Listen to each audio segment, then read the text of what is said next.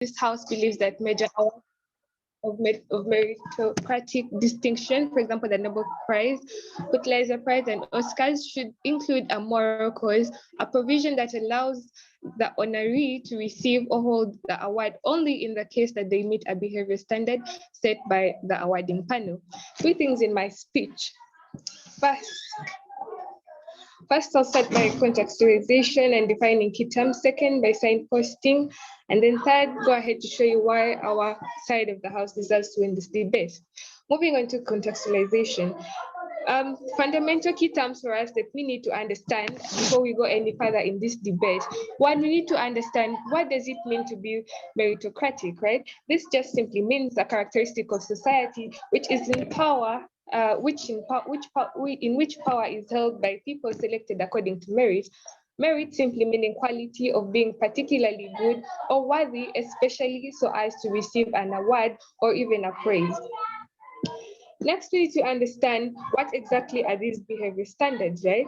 So as behavior standard is simply a set of official guidelines that are meant to govern people's actions, people's speech, people's attitude, etiquette, determining what is good, what is wrong, what is just, what is considered unjust. And all this includes also what is bad in terms of human behavior, because I mean, that's what these merit awards are out to proceed, right? So moving on to our three fundamental questions that we ask ourselves in this debate. One, what exactly are these behavior standards set by this panel, by the awarding panels? And then secondly, we are looking at how important and these morals and how fundamental it is to include the moral cause of these behavior standards. And thirdly, we're going to see whether the harms of this outweigh the benefits. Moving on to our first questions. What exactly are these behavior standards, right? These are simply, as I said earlier, a set of official guidelines meant to govern people's actions, the speech and etiquette of how they conduct themselves. Because we see that after they have been after they have been granted or awarded with these different peace prizes, for example, the Nobel Peace Prize, the Oscars, and been already recognized internationally or globally. For example, we look at an example of Malala, who was just an ordinary girl, but really outspoken, bold, and comes out to speak against, these different injustices being done against women in Afghanistan. And with this, she ended up earning herself her credibility by gaining the Nobel Peace Prize. So, looking at the behavior standards, we see that with time she became rather a public figure.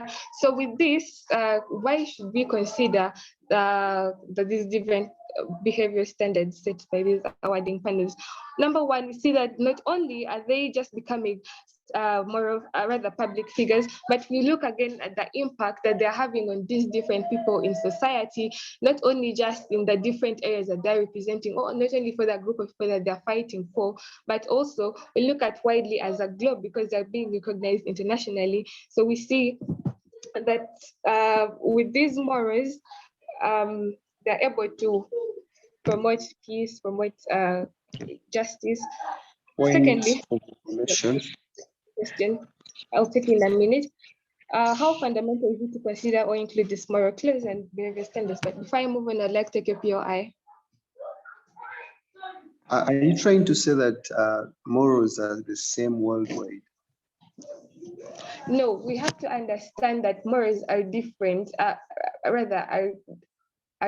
different according to different societies, but we do have a principle or mutual understanding on what exactly human rights are, for example, or what is considered as good human behavior. Because look at an instance, for example, I don't think in any society is it considered that it's morally upright or just for a woman to be beaten up or for you to randomly kill people. Moving on, we see that with these Nobel Peace Prizes, rather with these different major awards, we look at 5 different categories that they consider: physics, chemistry, medicine, literature, and peace. So taking, for example, the Nobel Peace Prize, which since March 1901 has been awarded annually to those who have done the most or best work for fraternity between nations for the abolition of standing armies, for holding and promotion of these congresses, they have been able to cater for peace. We've seen cases, Point of for example, information. in the Vietnam peace war, where we had one of the leaders of I'll take you later, of this, one of the leaders of this peacemaking bodies coming up and getting an award, which was not really recognized by many people. But even then, it managed to bring to an end the Vietnam peace war, rather the Vietnam war, which was between the different people and the Syrians. Therefore, we see with that, we're able to cater and prevent loss of many lives. We're able to bring peace not only between two nations, but between even their allies that they openly associate with. And how is this of importance? We see that Point of information. also increasing the democratic ties and the economic is also growing. With that, dear judges, I'm sorry I'm in my protected minute. I would like to rest our case.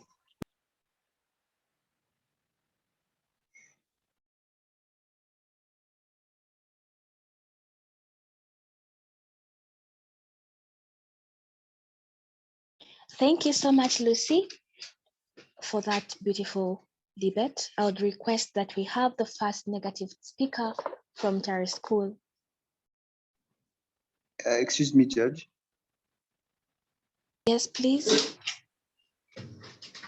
We have gotten our third speaker, and that would be Kamkama Victor. Okay, no problem. Let the first negative speaker continue with the debate. Well, a very good afternoon to all of us. Edmund Akandano is my name. It's a beautiful evening with a very interesting motion to discuss. This House believes that major awards of meritocratic distinction should include a moral clause that allows maybe the honoree to receive or hold the award only in the case they meet a behavior standard set by the awarding panel. Well, this is interesting in a way that we are discussing humanity and we are discussing the laws of humanity, and who stands out among very many humans, among the billions of population in the world.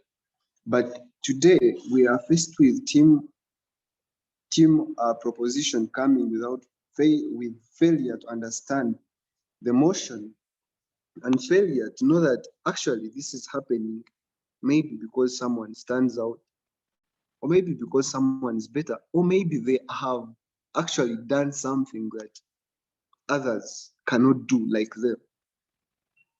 What I mean by standing out. They come with their fundamental questions, questioning behavior standards. They are questioning how important these behavior standards are, and they're actually comparing the harms and the benefits. But in the first place, what would be the biggest question in tonight's debate? If you were to question the behavior standards of someone, for example, I'm a Ugandan, there's someone else in the US. Whatever they call moral is not whatever we call moral. Well, she comes and says there is a momentum, there is where we agree. But that doesn't make countries different. That's why Uganda has its own constitution. No denied. That's why Uganda stands to have its own constitution. That's why another country has their own constitution. Meaning what we take to be moral may not be what is taken to be moral. Then she comes and talks about how important. Well, we all know what is important. Okay, take it. Can the opposition give us a classification between morals and culture? Well, if we are discussing this tonight, then you shouldn't be asking such a question, because by the time you came, you should have understood that we're discussing morals and what makes culture are morals. That's why it has to happen like that. And she comes and talks about the harms, comparing the harms and how they outweigh the benefits. But we all know that by the time someone wins, by the time someone is nominated or is honored to have the Nobel Peace Prize, really, should it be a question of meeting the standards, yet someone is already there? Does that make sense? What standards hasn't he met to be already an honor, like an honoree? So that doesn't make sense to me. Then she comes and talks about, she actually agrees on how morals are different according to different societies, which literally doesn't need more question tonight, because if she agrees to that. Then she talks about Nobel Peace Prize, because we understand that by the time someone is given such a prize, by their definition, a characteristic of society in which people are selected and awarded according to merit, by the time someone is chosen to be awarded on that merit, they have met everything. They have met the standards. So there should be no need for someone. Okay, second. Do you contend that the definition of moral is manners that are generally accepted in society, including globally? Society does not mean globally.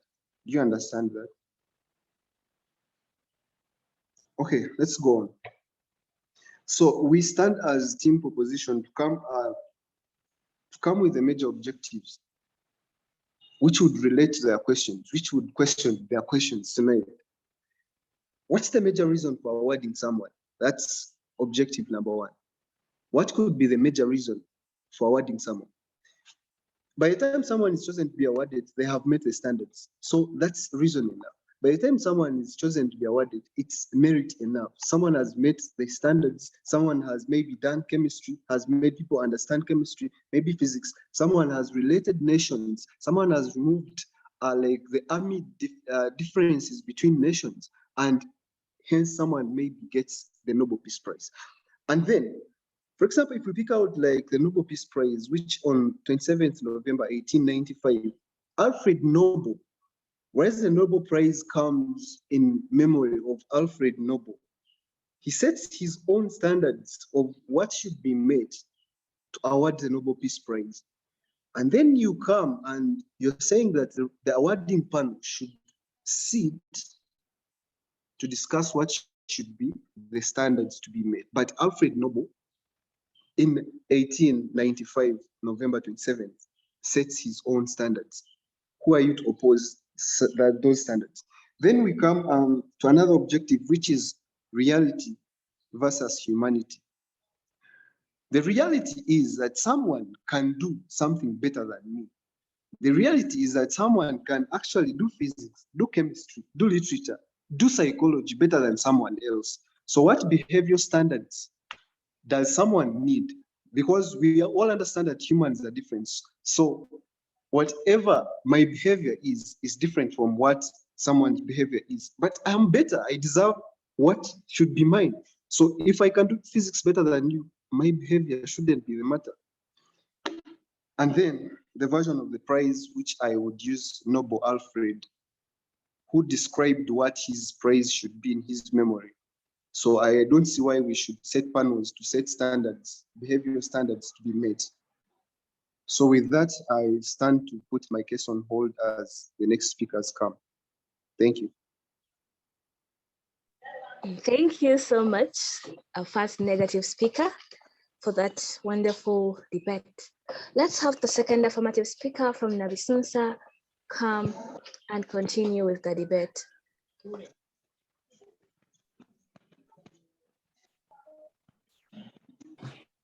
Hi, am I audible? Yes, you are. Tracy, continue with the debate. Yes. Pure eyes after the 4th minute. Before that, don't bother. Please don't badger me. Kindly requesting. I'll start my speech in 3, 2, 1. Panel, 2 clarifications in this debate. Firstly, on the idea of morals, right? Panel, we believe that morals can be we on our side of the house, we believe morals can be generalized almost everywhere, right? Being a drug addict is forbidden in society. Being bad, disrespecting women. We believe that in society, much as we live in different parts of the world, there are general morals, which is what we as proposition stand for in this debate. Secondly, on our side of the house, we will award people even with whatever achievements they have achieved, only that they have to meet up to this moral clause. That is what our side of the house stands for. Two things I'm going to do in this debate. Firstly, rebut what we got from first op, and secondly, show you why even when we get a barbaric case from opposition panel, we still take them at their best and take this debate, right? Let's go to what they said, panel. Firstly, they come and say that morals are different everywhere. I do not know where they live, because, for example, let's say like thieves, right? We believe that thieves generally everywhere are not accepted in society. We believe that killing people or mistreating women or being racist, panel, is literally almost bad everywhere. So the idea they bring about in this debate that morals are different totally falls out of this debate, right? Secondly, they come and question what is the major reason to award someone. We totally agree with that, right? We believe that if someone has really done something great, they deserve to be awarded. We want to award someone who, panel, does not have questionable character, right? Panel, look at a scenario like this. Let's say if the Nobel Peace Prize awards someone who totally mistreats women, panel, and remember that this Nobel Peace Prize, thank you later. This Nobel Peace Prize is watched by many people, right? So if they award someone, probably if it's like a science thing, right? And they have please don't badger. They have achieved a great level of success, but behind the scenes, they mistreat women, right? They are some sort of drug addict. We're talking about morals, right? Because that falls under morals, right? So imagine such a scenario, panel. We feel that then the public is going to go question the organizers of the Nobel Peace Award, the Nobel Peace Awards or Oscars, right? And panel, why is this problematic? Firstly, they'll lose views, and secondly, to some extent, they'll even lose meaning, and you find people opposing the idea of Oscars. Why? Because they award people who are not completely morally upright, right? Before I go into my case, POI. So from what you're saying, why would someone be chosen for the Nobel Peace Prize when in the first place they don't meet the morals? standards? We are talking about morals, right? If they have all the moral standards, panel, then they go through, right? You never know, this person mistreats women but created the cure to COVID-19, right? They will obviously get an award. But then if they don't have, that is what happens, right? But on our side of the house, we want them to have that sort of morality, right? We don't just want everyone to get awarded. In my speech, I'm going to show you why it's problematic, right?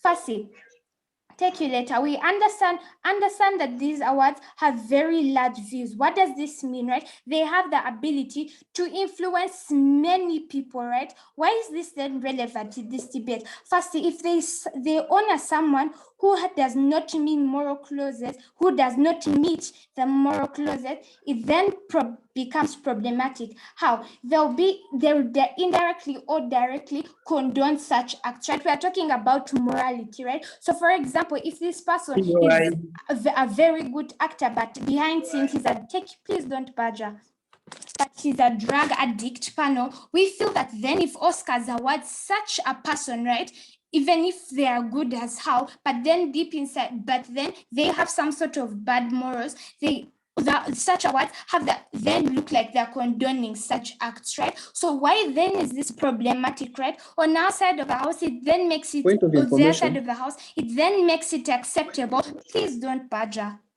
It then makes it acceptable it makes it acceptable for people to go on in this panel. What does this mean? By the time someone has got an award from Oscars, but then behind it, they have some sort of very bad moral standing, people will not take it lightly, right? Indirectly, people will be like, this person is whatever they're doing is actually good because Oscars has condoned it. What are the impacts of this? Firstly, on the other side of the house, we have a society with very bad morals, right? We feel like then people will not really care or understand how bad these things are. Secondly, even if such scenarios protected time, even when such scenarios happen, we believe on our side of the house, there's a bit of deterrence. Why? Because these actors want to get this award so badly. So if they do drugs or they are Casanovas, they will change so that they actually get this awards panel, which is exclusivity we find on our side of the house. On our side of the house, even when they have such acts, even when they are great, but they have some sort of bad moral standing, they will change in order to get that act right. It will then give them an incentive. Opposition needs to prove to us why it is wrong to award people with more complete moral standards, right? I know POI was going to come about of how it's going to be, why would Oscars award someone who is a drunkard? But panel, understand this. These people are going to award people on what they have achieved, not on their moral standing. Our side of the house, on top of what they have achieved, wants them to be completely moral, because these Oscars influence a number of people. And with all this, proud.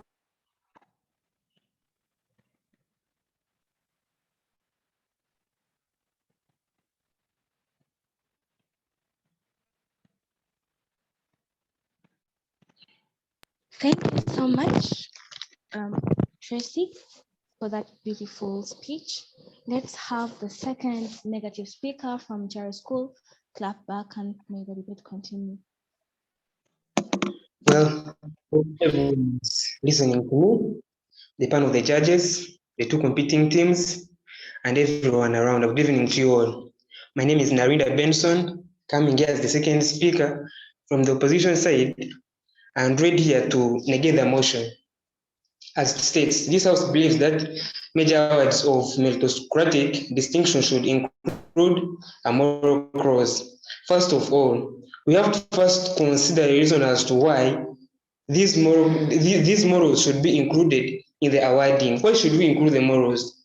What is the importance of these morals? And we as the negators come here to completely say these morals, we don't need them while awarding. First of all, the team proposition came here stating their case, and they have said very many things of which we don't agree with them. First of all, starting with the second speaker, because it's like the second speaker was not listening carefully to what the first speaker was saying, because in her speech, she began with a contradiction whereby she was like, morals are the same in every society. And she gave an example of thieves are not accepted everywhere. And then the first speaker came here and said that morals are different according to society, whereby he was explaining more about how they are different in different societies. So that was the contradiction in the first place. And then they came here saying that while awarding, morals should be given priority. And we as the negators say, no, we should not include these morals, but then we should mind about the quality of how much someone is excellent in doing something. Take an example of this Nobel Prize, whereby if someone is very excellent in physics, is very excellent in chemistry, why would we include the morals? Because in the first place, you have to first know that in order for one to become excellent in a certain aspect, there are rules always governing, and there are aspects in which they are working. Because you not come out of the blue and you're like, you become excellent in chemistry, whereby you are doing all kinds of mischief.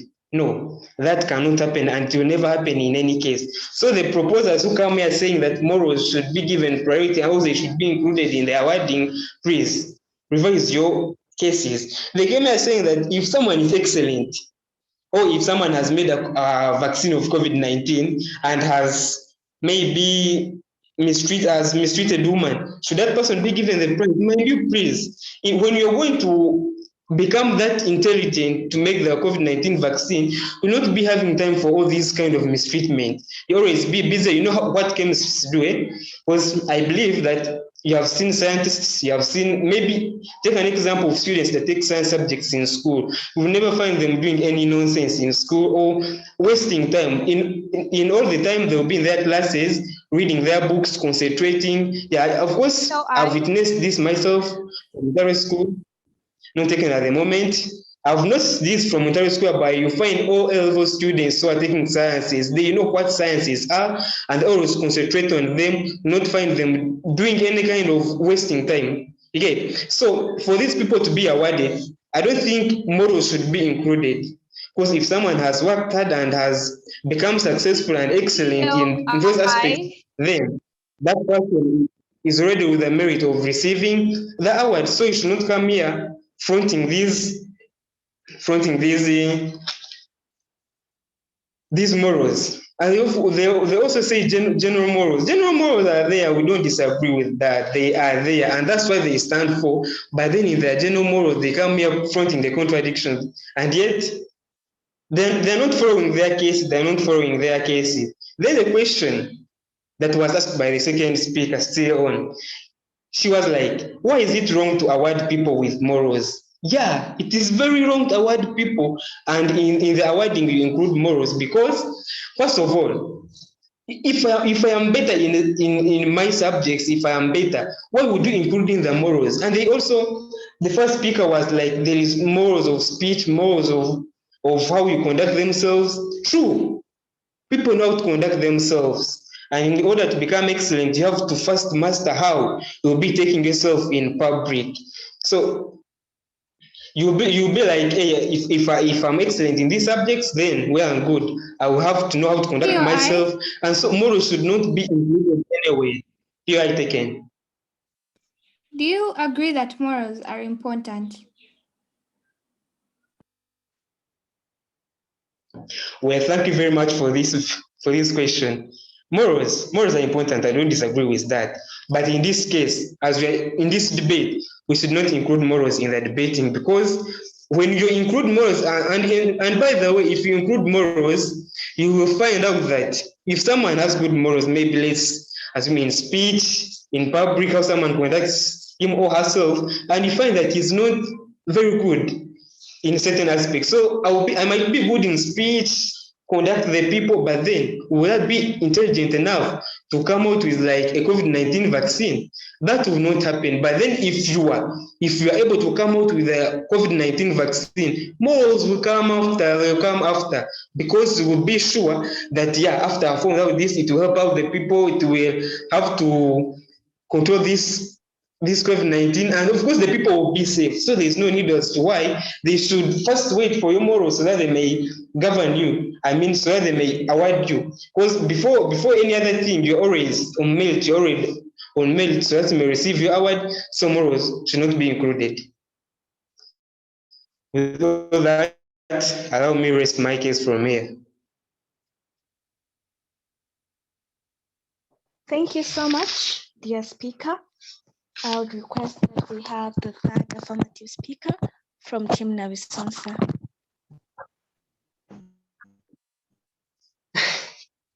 Video alikataje?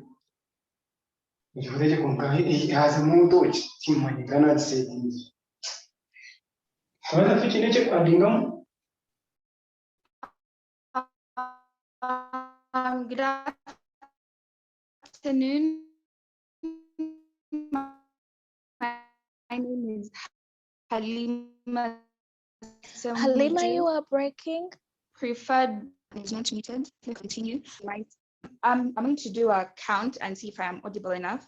1, 2, 3, 4, 5, 6, 7, 8, 9, 10. Am I audible? Yes, you are. In that position. All right. Starting in 3, 2, 1. Panel. Clearly, the opposition has failed to understand what the debate requires from us tonight. First, I'll start with rebutting the last speaker, and they said that actors receiving Nobel Peace Prizes automatically have good morals. And I would like for them to give us exactly why. They did not give us a characterization of characters that will be receiving Nobel Peace Prize winners, and therefore fail to fulfill their burden in this debate. Panel, we expected them to come and tell us why morals are not important and and why morals are not important and having them is problematic in receiving Nobel prizes. Panel, the case, I'll divide my case into 3 speeches. Firstly, presenting the case that the proposition brings to you and showing you why the opposition fails to win this debate. Firstly, The proposition classifies morals, and we tell you that morals could be different in societies, right? But we tell you that there's generally acceptable morals worldwide. And that is the classification the proposition gives us in the debate tonight. The opposition fails to give us a classification between culture and morals, and their case spins around minority cultures in different societies, right? And the proposition presents to you that we have recognized the general morals accepted in society today as the classification for this debate, right? They come and they tell us that prize winners already have morals. In the third speech, they say that people who do sciences do have morals, but they fail to give us justification why. We as a proposition give you incentive for Nobel Prize nominees to have good morals and why morals are important for people that are being recognized on such a global basis, right? We tell you that if people know that they're going to receive prizes, and these prizes have an incentive because people do receive a salary in 2020, it being 20 million Swedish krona, right? So nominees do have incentive to have good morals. How are good morals significant in this debate tonight? We tell you that these publicly recognized figures do represent different communities and do send a message to society in general, right? The proposition comes and tells that if you're recognizing someone for, you know, being acceptable in science, right, and they're good in science, but this person supports people that traffic children or supports the murdering of minority cultures, that it is not acceptable and they do not meet the criteria to receive awards in this debate. How? Because generally we are deeming these unacceptable morals acceptable in society. And is that the aim of society? The reality is, I'll take you later, the reality is giving these people this magnitude of recognition, right? And this Peace Prize does come with money, right? So if this person is perhaps carrying out child trafficking and they're good in science, are we giving them money and recognition and deeming their inhuman acts acceptable in society? I do not think that's acceptable in society. Panel, the opposition, I'll take you later. The opposition fails to give us two important classifications in this debate tonight.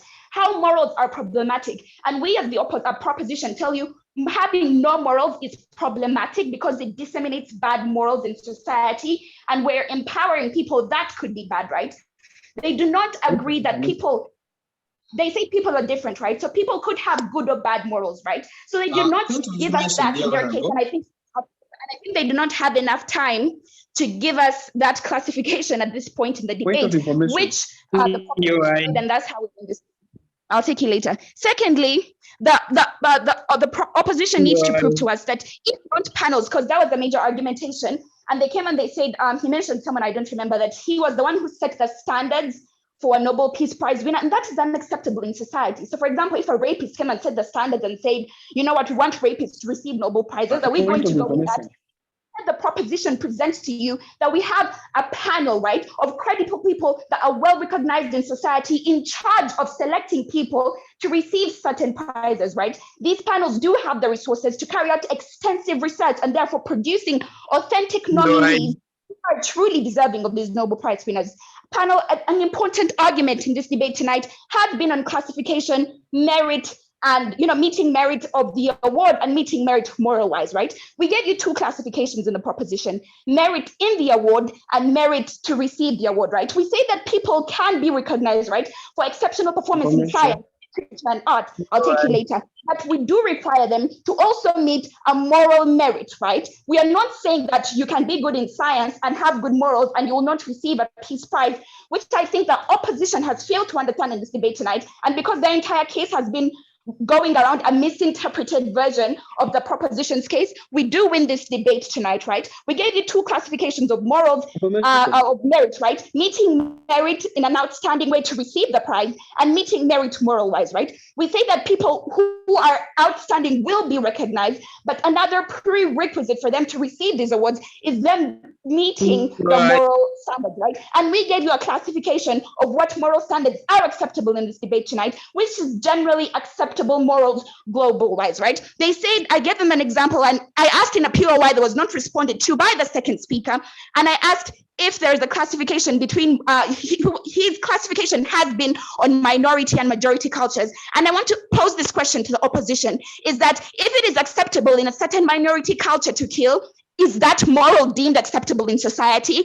And the proposition gives you a clear classification of the morals that are accepted generally in society worldwide. So for them to say that they are stating, their own standard of receiving awards by people who could, first of all, not be credible, have no resources to carry out extensive research on the characters of the people receiving awards. Therefore, they fail to prove, and therefore they fail to deliver their burden in this debate tonight.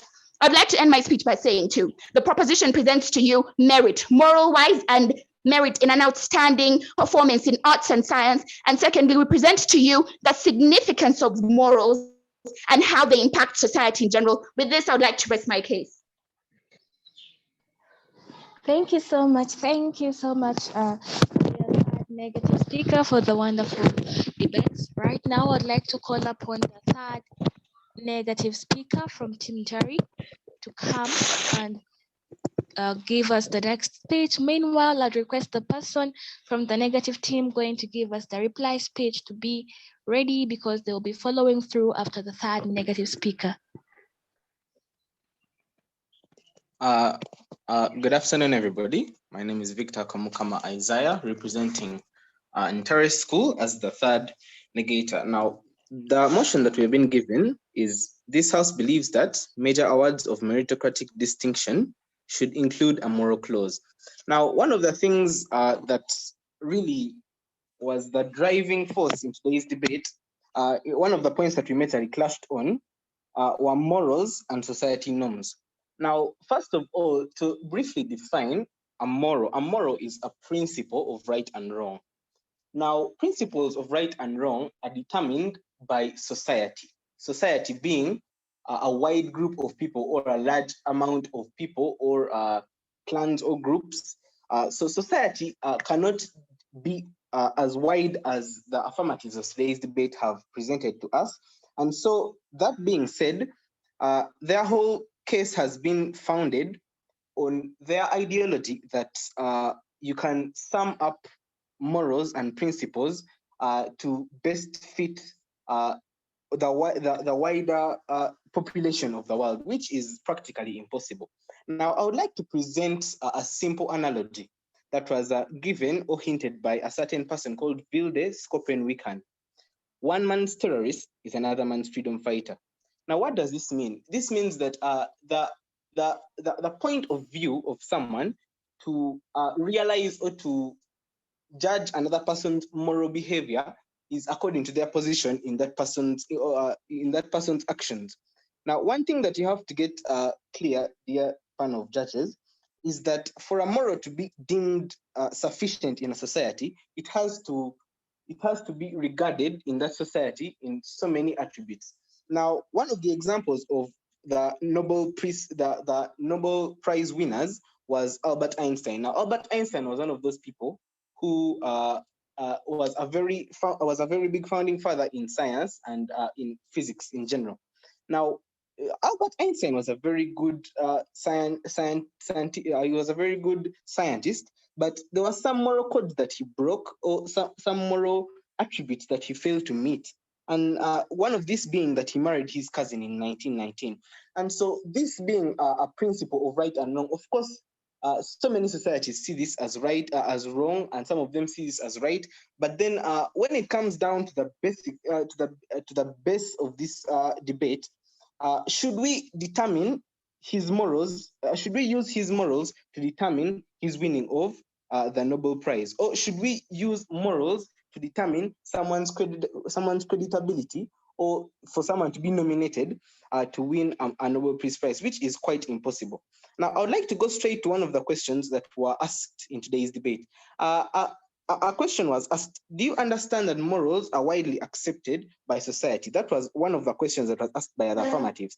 And actually, this question brought about so many contradictions that actually led to us negators seeing that the affirmatives were not really coordinating in what they were saying, whereby the first speaker said that morals are worldwide, and in the same speech, she said that morals are different, that people have very many views, and so did the second speaker, and so did the third speaker, which brings us to a conclusion that surely they are agreeing. They are not only agreeing with what we are saying, but they are trying to, divert in a way of trying to prove their point more correct than ours, which would not be, sufficient. I mean, we both agree that morals should not be a basic, recommendation for someone to win a Nobel Prize or a Pulitzer Prize. Now, I'll go straight to the clash points: morals and society norms.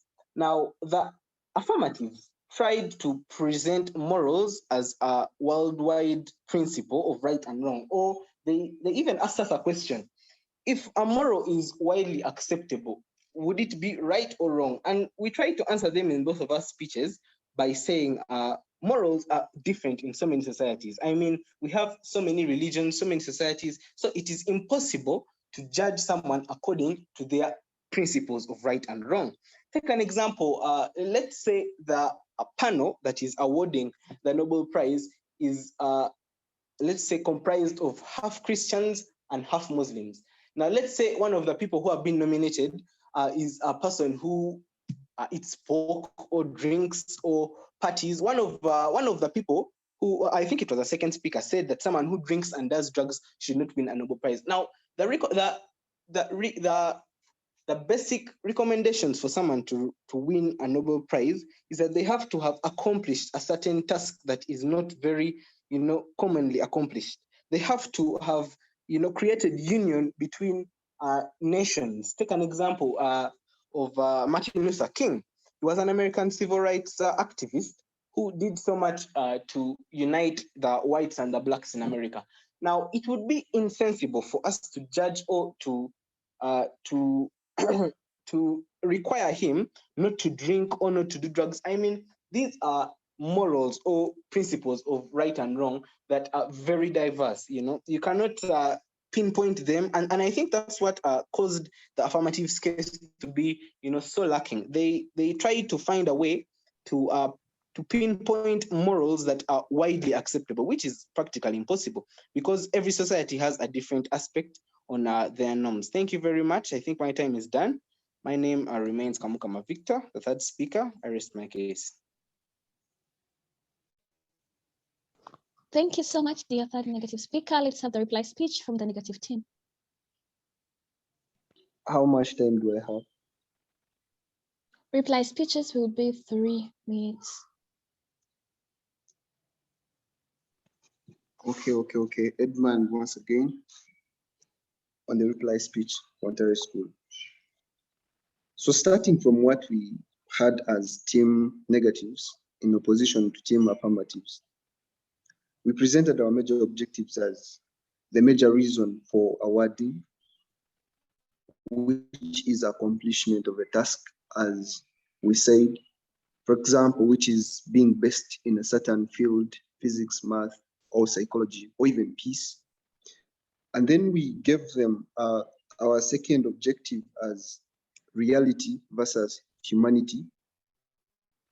Humanity, which I would call differences in kinds of, like in mankind, we all have different types of behavior. Our societies accept different norms and morals. So that is what I define humanity as in accordance to what we debated. So by that fact, we understand that different people have different morals, have different ways of determining what is wrong and what is right, which we cannot use to define the whole world, the globe. And then the reality is that someone has performed better than another person. Maybe someone has accomplished a task in physics that no one has ever accomplished. Thus, they deserve to win that, inconsiderate of how they behave, of how they act, because we consider them to be human.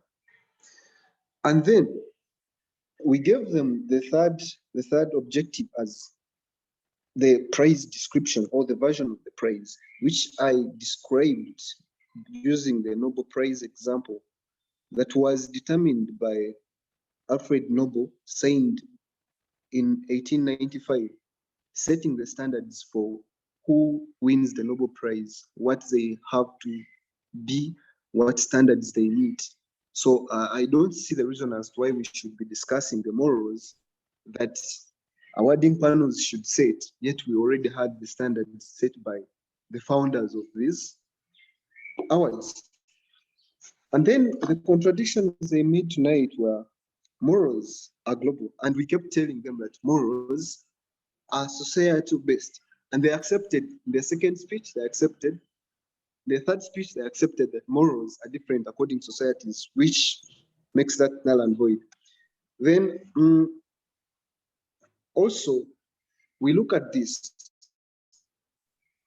By supporting the motion itself is a contradiction, because if you come here saying that we are supporting morals to be met, like a standard of morals to be met, to be the best in physics, and then the question comes in our second speech, would you be the best in physics without the behavior you deserve to have to be the best in physics?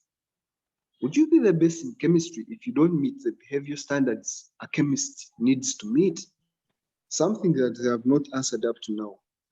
Then we also look at this, the principle set by standards of the prize to be won, like the principles that are set by the Oscars, the principles that were set by Alfred Nobel. Those were standards. So by defying them and adding there your own standards, that's contradicting what the prize should be. Then we clashed on very many different points. We clashed on morals, we clashed, and they kept on presenting killing, like someone who kills, someone who does child trafficking. Is that meeting morals? And the question is, why would someone be chosen to like have the Nobel Peace Prize, yet such a person is doing child trafficking? And then in our third speech, he tells you that one man's terrorist is another man's peacemaker. So, which actually brings us to a common conclusion that behavior, or whatever we call to be wrong in one society, may be right in another society. And thus that cannot determine who is better in a certain field, because we are all humans and we live in the same world. So living in the same world and having differences, living in the same world and having different constitutions by countries, that itself shows us how our differences cannot be used to determine who is better in physics, who is better in chemistry, who is better in another field. Time up. Which means there are other standards better than behavior to be considered. I rest my case. Thank you so much. Thank you so much, dear speaker, for closing the debate on the negative team. Let's have the affirmative team give the final speech of this competition. Chair. Yes, Chair. Chair. Yes, please. Yeah, so the formal reply speech used around 4 minutes because I started timing late. So this is also going to have 4 minutes. All right. It's okay.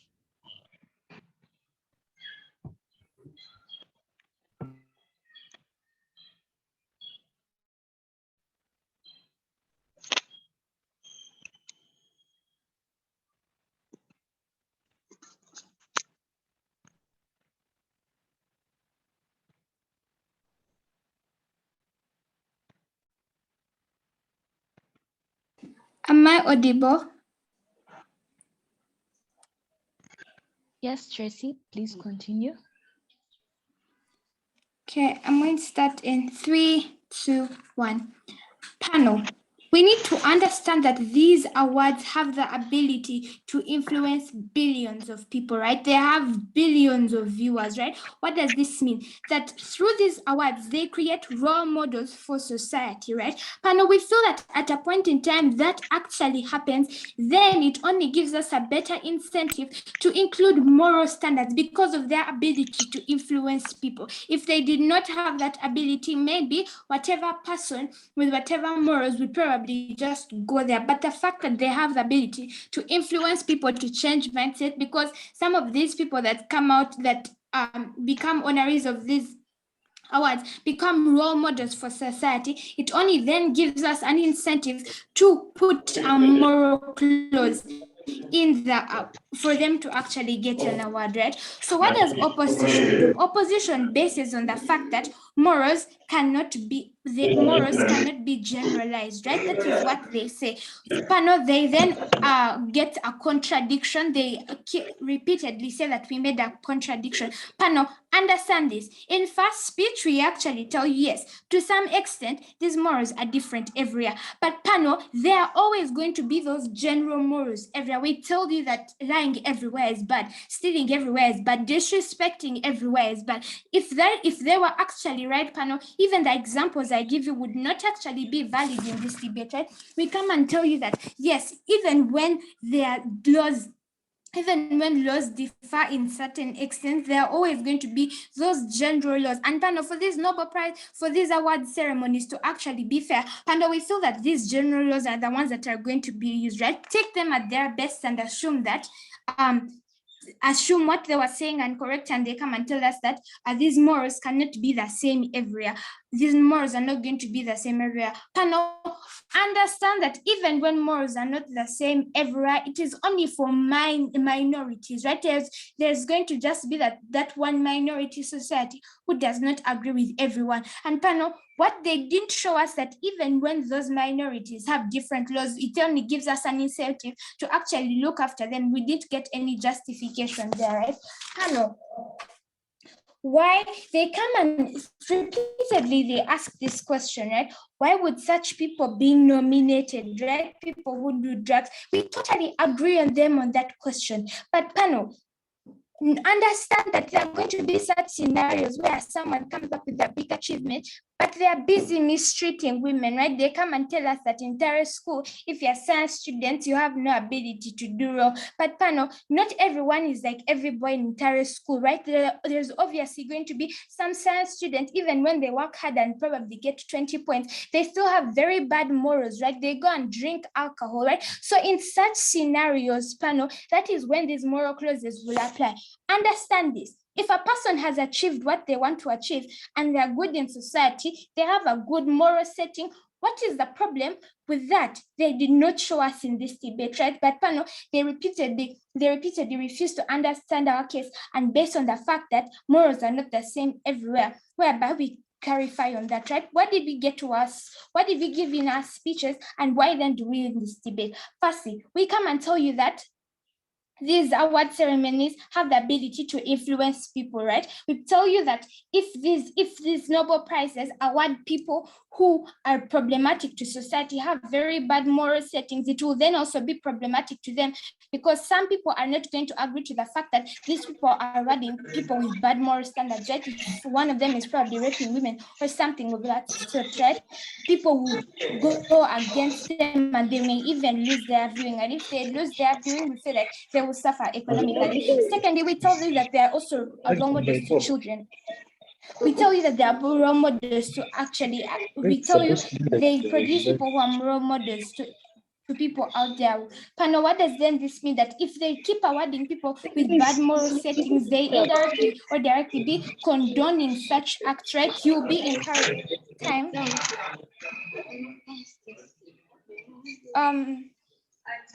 You then be encouraging such people, you then be encouraging such heinous crimes in society, which they did not touch on or try to rebut. Thirdly, we tell you that even in scenarios where they have bad moral settings, the fact that they want to achieve this prize, it would only give them an incentive to change their character so they could be morally fit, right? So panel, they do not give us a solution as to how. They don't give us a solution as to have, if a person had a bad moral setting, they would have the ability to change. The only incentive that will then give them this is the Nobel Prize, right? Because everyone wants to have some sort of prestigious award. And with all this, proud to propose.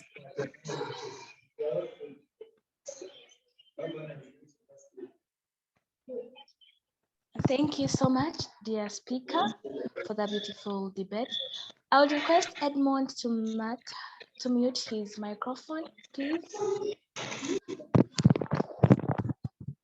Thank you so much. Thank you so much for the beautiful debate we have had today. I'll return to the podium to Coach Joseph, who will tell us what will be following next. All right, thank you.